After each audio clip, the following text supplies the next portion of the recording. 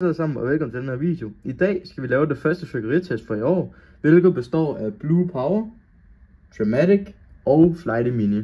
Vi kan starte med at se, hvor meget gram og sådan noget der er i Flighty Mini. Lige tage den her. Hvis vi kan få lov at se her.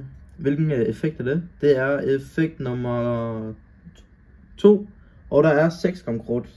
Jo, det kan man godt se der. Og i etteren, som der kommer nu, der er det også bare 6 gram krudt. Ja, der er begge to. Og som det næste, så har vi Blue Power.